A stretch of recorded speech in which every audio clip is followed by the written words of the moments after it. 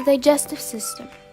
Every cell of the body needs nourishment, yet some cells can leave their position in the body and travel to a food source. So, therefore, food must be converted to a usable form and delivered.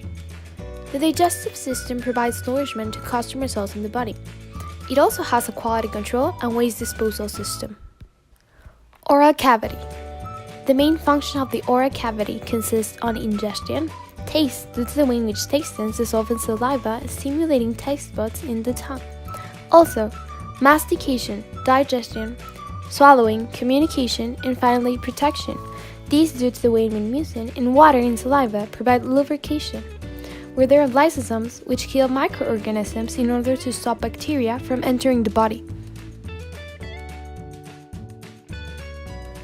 The pharynx could also be considered as part of the digestive system due to the way in which it connects the nasal cavity and the esophagus. The pharynx is divided in nasopharynx, oropharynx, and laryngopharynx. Lower, we have the esophagus, which its main functions are propulsion through peristalsis, which is removing material through most of the digestive tract. Each peristaltic wave travels the length of the esophagus in about 10 seconds. Peristaltic contractions move the bolus from the pharynx to the stomach. The lower esophageal sphincter limits reflux of the stomach contents into the esophagus. Other function of the esophagus is protection. Glands produce mucus that provides lubrication and protects the inferior esophagus from stomach acid.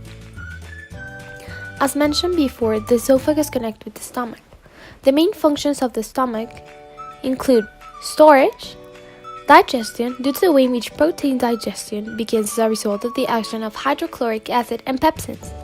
Also, absorption of substances, mixing out propulsion due to the way in which mixing waves chum ingested materials and stomach secretions into chyme. Peristaltic waves move the chyme into the small intestine. And also, protection due to the way in which mucus provides lubrication and prevents digestion of the stomach wall. Stomach acid kills most microorganisms. Before mentioning the functions of the small intestine, it is essential to mention that it does not create enzymes. Nevertheless, the pancreas, the gallbladder, and the liver connect to the small intestine and provide what is necessary for absorption and breakdown of nutrients. The main functions of the small intestine consist of neutralization, as bicarbonate ions from the pancreas and bile from the liver neutralize stomach acid to form a pH environment suitable for pancreatic and intestinal enzymes. Also, digestion. Enzymes from the pancreas and the lining of the small intestine complete the breakdown of food molecules. Also, absorption, mixing and propulsion, and excretion. Bile from the liver contains bilirubin, cholesterol, and fat-soluble hormones.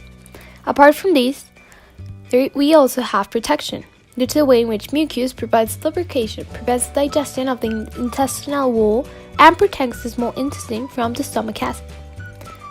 The small intestine connects to the large intestine and close to the ascending colon. Its main functions consist on absorption, as the proximal half of the colon absorbs salts, water, and vitamin K produced by bacteria, as well as storage, as the distal half of the colon holds feces until it is eliminated. Mixing and propulsion. Slight segmental mixing occurs. Mass movement propel feces towards the anus, and defecation eliminates the feces. And also protection, as mucus and bicarbonate ions protects against acids produced by bacteria. In the digestive tract, we have different kinds of tissues that help us with protection, absorption, and excretion. The first tissue is called mucosa and consists of 3 layers: the mucous epithelium, lamina propria, and muscularis mucosa.